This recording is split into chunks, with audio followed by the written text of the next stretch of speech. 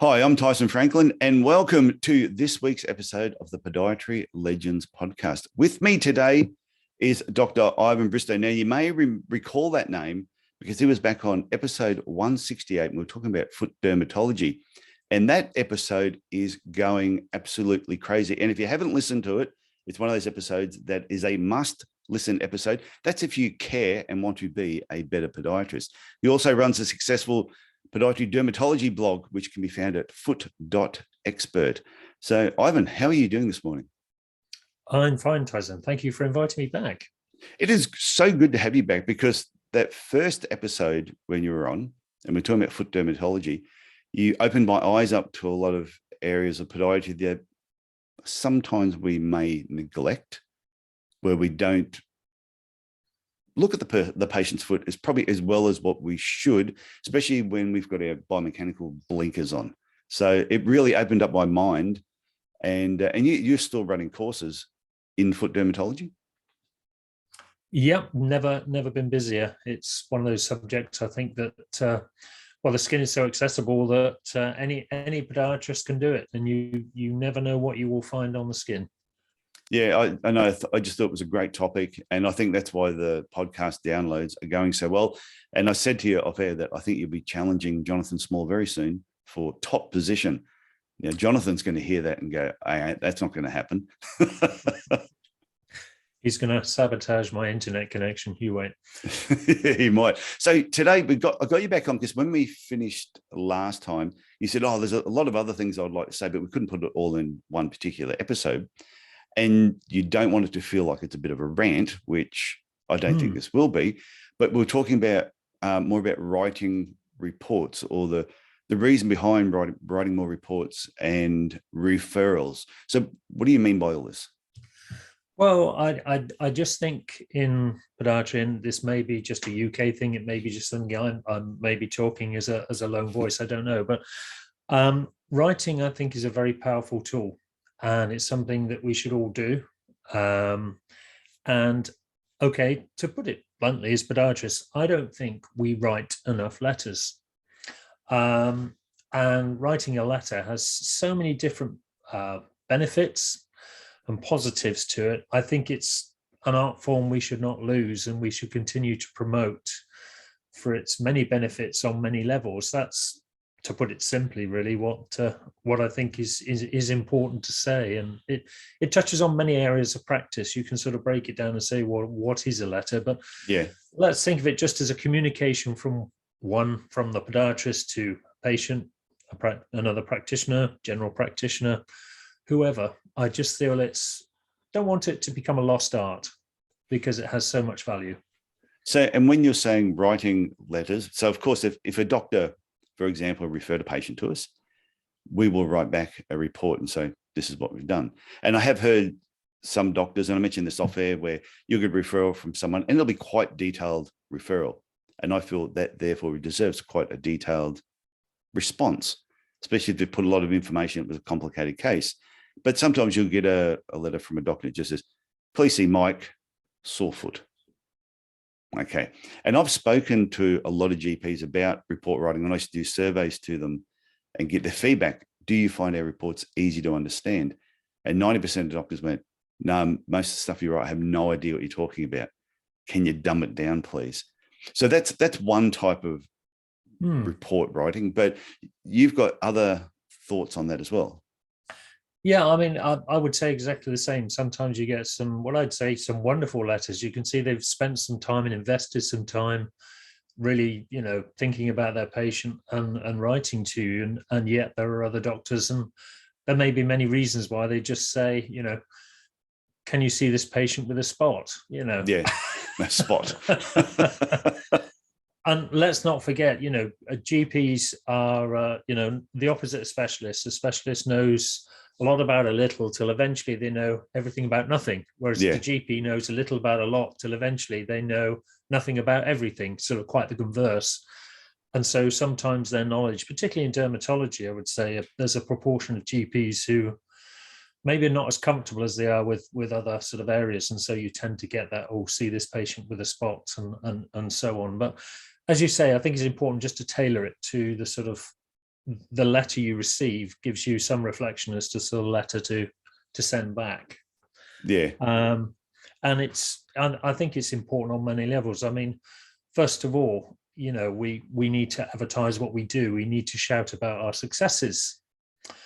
And one of the things I will always do, I'll write back, but when the treatment is completed and it's been successful, then I will write to that the original referrer and tell them.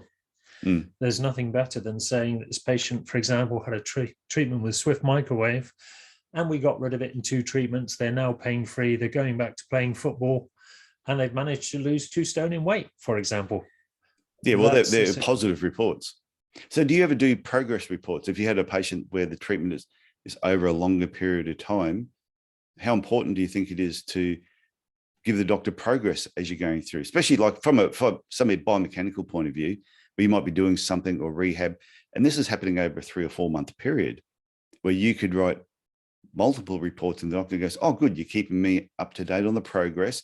And then it might be 2, 3, maybe 4 times that your name is then top of mind with that referring practitioner. Yeah, and it's a difficult one because sometimes a lot of GPs in the UK, I don't know how it is in Australia, will say, please don't write to me to tell me nothing. Only write to me when you want me to do something. Yeah. I'm very mindful that they're drowning in paperwork. Oh, yeah. I probably don't so much as, unless there is something I need them to do or to consider when they see the next patient. If they need, for example, I'd recommend a blood test of, is this patient anemic? Is this why it's not working, or so on? But yeah, don't, I just have that in the back of my mind. Only sort of tell them when you want them to do something, or to say, put a line under it, this treatment's finished and it's been very successful. And I think, some of the most basic things, I'll give an example of a gentleman who I saw, one of the first patients I saw when I started at the practice, who had dense hyperkeratosis of his feet, very, very dense hyperkeratosis. And he'd been to see everybody. The GP had seen it and said, go and see a chiropodist. The chiropodist was debriding it every 3 weeks and cutting the patient. The patient couldn't walk. They put on 2 or 3 stone. They developed type 2 diabetes. They couldn't take their dog out. They became depressed. All from that. 16 weeks of concentrated urea treatment. And it was, a fantastic response, one of the best I've ever had. But to write back to the GP and say, I've reviewed the patient 3 months on after I finished the treatment, he's now lost 2 stone, his diabetes control, he's told, is improved, he's able to walk his dog again, his mood has changed. I mean, it's good news, isn't it? And well, yeah, definitely. But I think most podiatrists would write, what you'd assume most podiatrists would write back when somebody has actually been referred to them. Yeah, and there is also a converse to that, Tyson, because sometimes I get a lot of patients who come in from colleagues and they'll say, oh, I've been sent to you, and I say, who by? I don't know, that fair-haired woman, the one in Southampton. She said you're very good. And I think it's a shame because I don't know who sent them, really. I could have a guess at maybe 6 or 7 fair-haired podiatrists in Southampton who I know. Yeah. But on one level, it would be nice to know and to reconnect with them, because one of the most important things I think about a referral letter is that it's part of your CPD, isn't it? Because if you receive a referral and then you treat the patient, you write back a detailed report, send it back to the original referee, if that be another podiatrist, for example, then they can learn from that. They can say, oh, definitely. That's how, yeah. So are you saying that podiatrists sometimes will say, oh, yeah, go and see Ivan? And they go, yep, not a problem. And they go down there and they don't say, hey, Ivan, I've been seeing this patient for the last 4 months. This is what I'm not sure about this. Or they've got a spot. I want you to look at this spot. And they send them to you, but there's no letter that actually comes with it. Yeah, that does happen quite a bit. Quite a few will email me, which is good. But if and quite a few will send me a picture. Now, a picture on its own, as you know, it's quite difficult because you need a history, you need some details about the examination, what was found in the examination, and you need the visuals as well. So it's often very difficult. So often you end up, if you're trying to give advice by email, by saying, well, you need to, what about this? Could I have the age, sex, the medical history, and so on? But I think podiatrists are missing a trick, because then they could use it for their CPD. For example, in the UK, our regulatory body, the HCPC, if they call you to audit, you could actually use a referral and a reply to a referral letter as evidence of learning. Yeah, self-learning. Yeah, and it's people worry that they have to generate CPD, they have to go on courses and so on, but actually in everyday practice, you can do so much CPD for free. Half the time, you don't know you're actually doing it. And referral letters is a good way to get a response and a bit of CPD from that. So in that respect, it's good that people do get to the habit of doing it. And also, I know where the referrals are coming from. Yeah, well, and this relates to when I was saying before too about sometimes you could send a progress report. I'm looking at also, yes, you're helping the patient, you're building better rapport with the referrer, the GP or podiatrist who specializes in dermatology. But it's also part of, I think, marketing. When you're writing these letters, and that's why when you mentioned about someone sending you an email, and I read somewhere once where emails just help people communicate poorly more often, because it's so easy to do, but they don't put a lot of thought into what they're writing. But when I was talking from a marketing point of view too, when you're sending, say, a progress report to a doctor's clinic, and the practice manager or the receptionist is seeing it, the more letters they see from you coming through, then if someone just walks to the counter and says, oh, the doctor said just see a podiatrist, the first person that's going to become top of mind is the person who is writing good reports on a regular basis back to that particular clinic. Yeah, and one of the top tips that was given to me many years ago was, with your practice paper, make it stand out. Oh, yeah. So green and white, our paper is very different to anybody else's paper. So if it's going to be printed off in color or it's sitting on a doctor's desk, they're not going to miss it amongst we used to pages and pages of white. We used to do colored envelopes. And then one of the best thing we ever did was, we were in a regional area, say 100,000 people. So you could drive from one end of town to the other 30 minutes easily. We hand delivered every report. We didn't post them. So I didn't hand deliver it, but I had a particular person who was employed in my practice, and her job every Friday, whether it could be an hour, it could be 3 hours, she would jump in the car and she'd go and hand deliver every single report. The amount of rapport that built up with our practice and other clinics was amazing. And the amount of times we got invited to come and talk to the doctors, because while she was there, go, oh, by the way, do they have any time for the podiatrist to come in and have a chat one lunchtime? And this was something that we developed over a number of years, and that was fantastic. So we did so many reports. That's why I'm a big believer in writing. And it is that. I mean, the other thing to remember is that, of course, writing a letter. Now, when I write a letter to a GP or to, the person who referred it, whether it be a podiatrist or other healthcare professional, I'll always copy in the patient. Oh, right. Okay. They always receive a copy of all correspondence that comes out of my clinic will go to them, because that puts them in the loop, makes them feel part of it. And they feel, that you're actually taking care of them. That's a great idea. Keeping them fully updated. Some patients say, don't send me a letter, but 90% will always say, can you send me a copy of all the notes? And from a legal requirement, having, got involved in expert witness work, one of the best ways to protect yourself, of course, is write it down. They always say, if it's not written down, it never happened. Yep. And if he's got a letter which has been sent, sometimes it's sort of sent, I send it to the patient and CC it to the GP to say, I've seen you today. This is your problem. And I base it on this. And it's basically a summary of my patient assessment. This is what I recommend you do.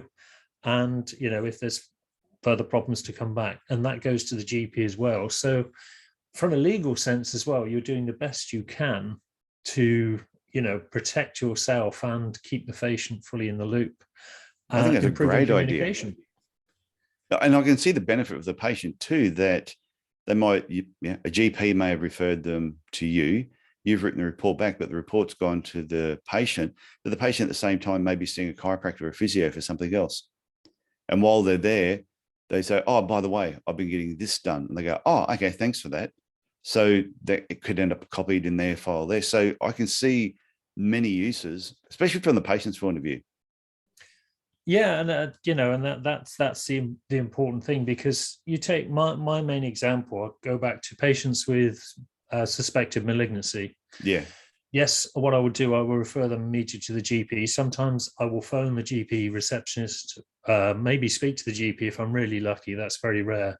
But what I'll always do is write to the GP, ensure they've got the letter, phone them up, mark it urgent, phone them up, the practice, say, have you received this letter? Yes, we have. Note that down in the notes. But at the same time, if you give a copy of the letter to the patient, if you've got a GP who's a little bit, I think the podiatrist is worrying too much, what do they know about, this, that, and the other? A patient with a letter, poking it up the GP's nose is a very powerful tool and an ally to have in your sort of, your armory, or your arsenal, as it were, to actually get the result you want. And very, very powerful in that respect, to use a bit of patient power with your letter. And that's a sort of another positive benefit, I suppose, of putting the letter in the hands of the patient as well. Well, especially when the patient's going, like you said, going back to the doctor. If the doctor's looking at going, oh, I don't think I need to take this serious, but the patient's got it and says, I want you to take this serious, then I think you're going to get a bit more compliance from the doctor as well. Yeah, and this advice was given to me by a dermatologist. He said, when doctors don't play ball, you copy the letter to the patient and you not frighten them, but you say exactly what you would like and what you expect. Yeah, you're gang up on them.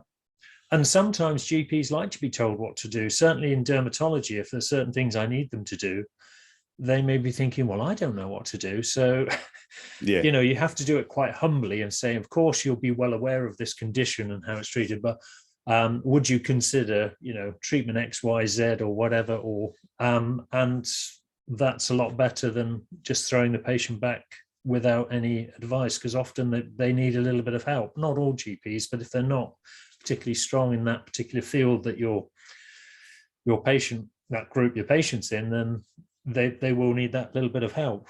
So we used to do, because what we're talking about are like expected reports, but I also used to do what we called unexpected reports, where a patient might come and see you with a particular problem, whatever it is, and you'll say, oh, have you mentioned this to your doctor, your physiotherapist, your chiropractor? They go, oh yeah. I go, how many times? I go, oh, 3 or 4 times, but they said there's nothing they can do. But my butcher down the road, he recommended I see a podiatrist. I go, okay. You end up doing something for them over a period of time and you fix them, or you make them considerably better. Same thing, they're exercising again, they've lost weight. And so then we used to say to the patient, oh, would you mind if we wrote to your doctor, your physio, chiropractor, just let them know what you've come in with, what we've done, just so it's part of your medical file. And they would go, oh, that would be fantastic. And we would do that. And we would notice if we send an unexpected report to a particular doctor, by the time you got to the 3rd report, all of a sudden you'd start noticing referrals coming in for that particular problem, because they would be going, because we just assume sometimes that every doctor, chiropractor, physio, health professional knows what we do, but they don't. And that is the case. I mean, take, for example, neurotherapies. In my case, your dermatophyte test strips, for example, which are PCR tests for nail fungus, which can do it now in 5 minutes. Swift microwave treatment, which is all relatively new. Not many GPs, not many other healthcare professionals do that, but you're absolutely right.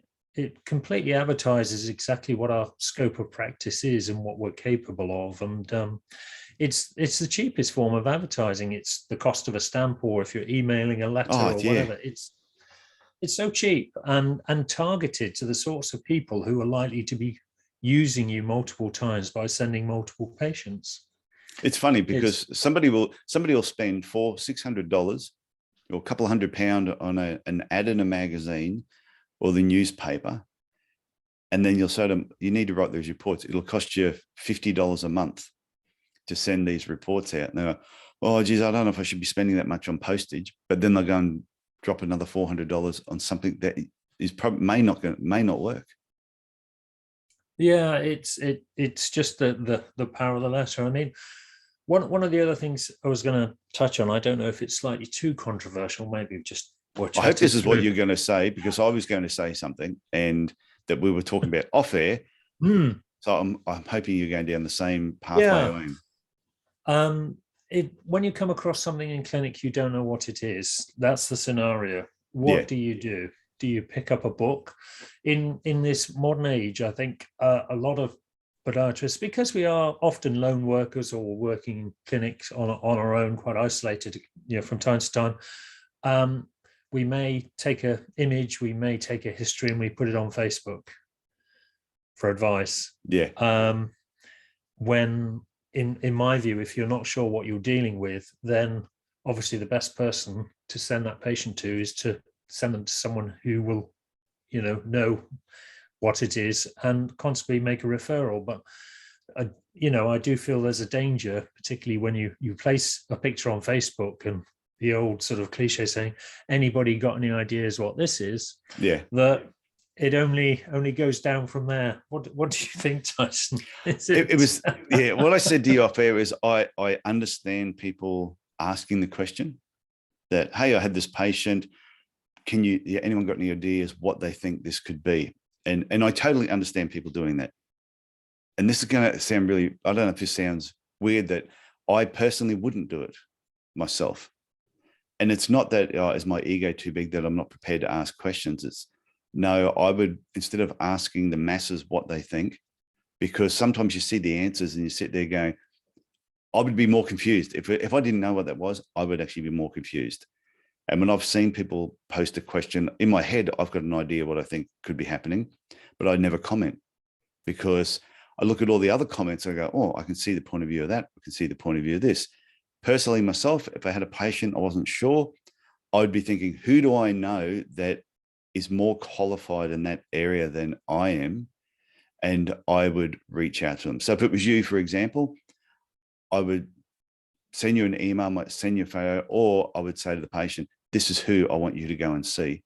And I wouldn't be scared, and I wouldn't be afraid to do it, knowing you're another podiatrist. I'm going, well, this is where I want you to go. Or if I wasn't going to refer you, I'd at least jump on the phone and say, hey, Ivan, I've got this. What should I do? Or what do you think? But that's, like I said, that's my opinion, which seems to be very similar to your own. And anyone that has Yeah. posted something on Facebook, we're not having a go at you for doing it. It's No. just maybe go straight to the person who may be more qualified in that area. I was always taught, many years ago, a good practitioner knows when they're out of their depth. Yeah. And if you don't know what you're dealing with, then send it to someone who does. And I think that, also the typical scenario, from what I've seen on Facebook, I'm not on Facebook, but from the things that I've been shown, is that, if you put a picture of something on there, you maybe get 50 different answers. And how does that help you, as a practitioner looking for clear-cut advice? It can actually make the problem worse, can't it, for you? Because you're thinking, well, it could be from something quite benign to, a melanoma. Yeah. What on earth do I do? Yeah. I can see the benefits if you're in a group and then asking the group, does anyone know someone who specializes in this area or who is great when it comes to this particular problem? And then form that loop where you contact them. And once again, like you said before, this can become part of your CPD learning because you're dealing directly with somebody and getting feedback. Yeah, and exactly it. But as I say, like yourself, I would say go straight to the person. If you want something done in life, see the person who does it most often, because they're usually the best at it. And you're right. But I can also see why people do turn to Facebook, because it's a forum for colleagues, of course. Yeah. But there are risks and benefits, I think, to that. But the referral letter in general, I think, is also a very good advertisement to your skill sets in your particular practice. So if you're working in an area where there are a number of practices, if you're all aware of what each other are good at, I think that can work really well as well. Build up very good relationships, because sometimes there may be a little bit of hostility or a little bit, what's the word, a little bit of suspicion about what's going on down the road. But Yeah. when you start communicating, you realize that actually you can work together very well. Well, it's quite funny when I had my clinic in Cairns and we had our own scanners and milling machine on site. So I could see you now, and I could, after doing my evaluation, designing the insert, I could have the insert made in under 15 minutes, which was pretty good. And I know there were other podiatrists in town who probably saw patients that were in a lot of pain, who lived out of town 300-400 kilometers away, who that patient would have been better if they had have said, I can get these orthotics made for you faster if you want to come here. And we could have quite easily worked together. We could have shared the profits by doing that. But instead, they would rather have nothing to do with me and go down the old path of letting the patient wait 2 weeks before they got the inserts and going through that whole rigmarole. So I can see where we should all be communicating better.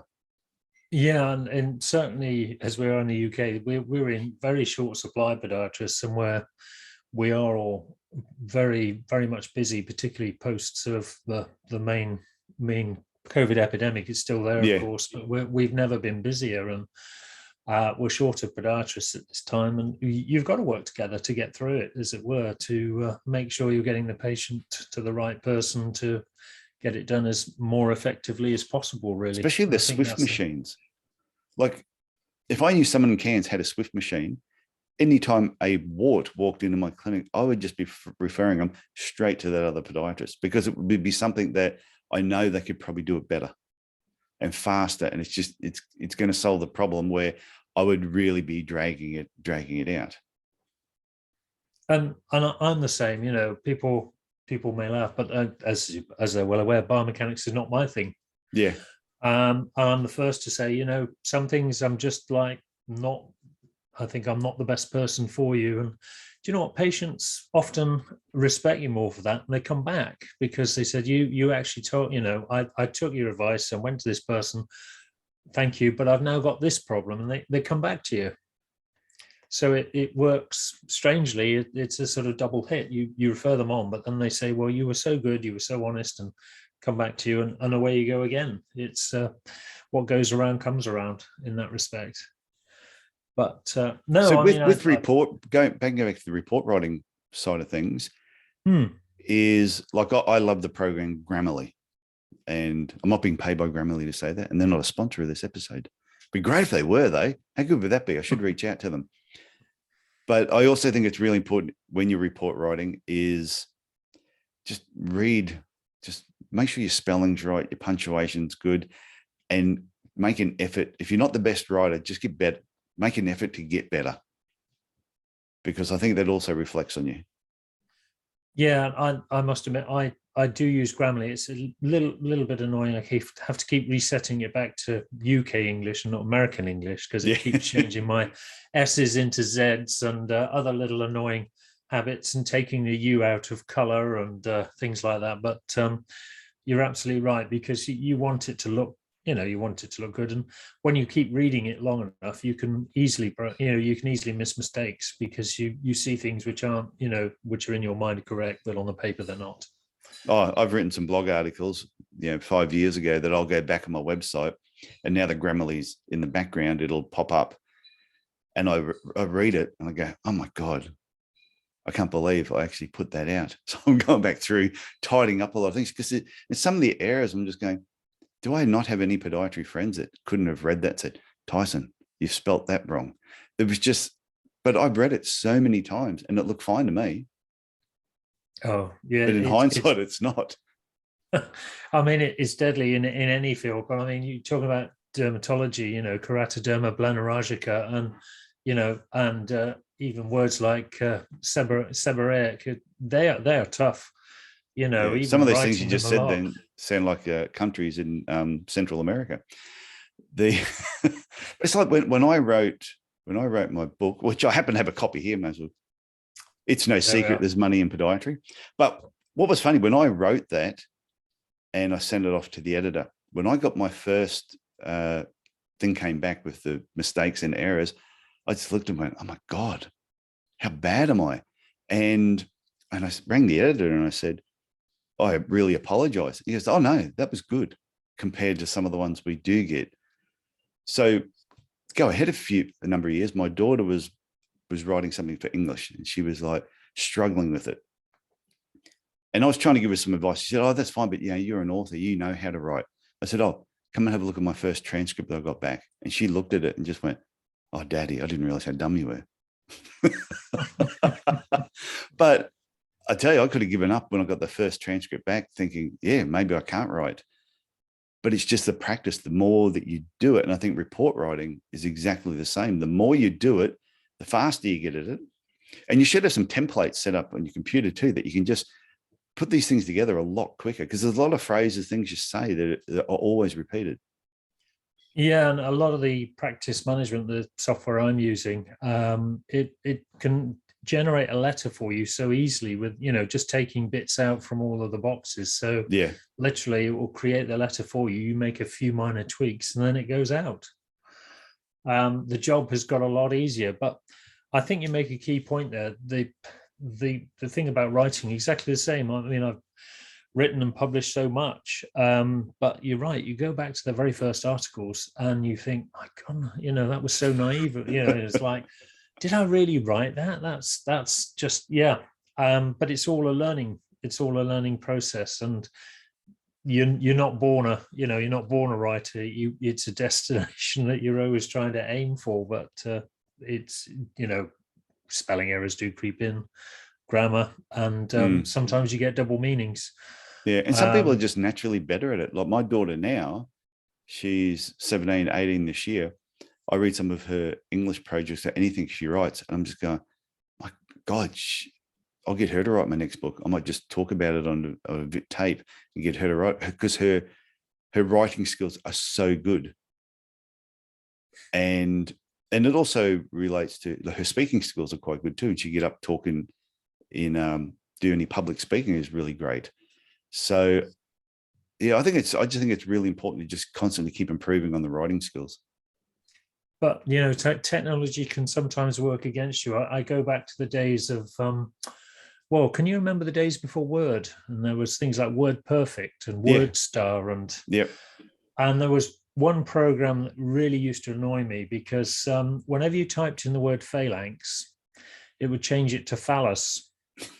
And so you'd write a letter about a patient who had a pain in his distal phallus, and or surgical referral for a phalangoectomy. And it could have had serious consequences in the hands of the wrong surgeon. I know there was one particular word that, this was like early text message days. You'd be doing a text message to somebody, and I can't remember what the word was that you were typing, but when you typed it, it ended up spelling vaginitis. And but the first time it got sent to me and I read it and I said, oh, but how's your vaginitis? It was a guy that I knew. And then I told my wife and she went, it happened to me as well. And that was going on for about 6 months. And then all of a sudden they must have fixed up that. I think it was when you went to type, it was like typing somebody's name and it became a vaginitis. And we go, yeah. So you do have to be careful with some words. A good antifungal I often find is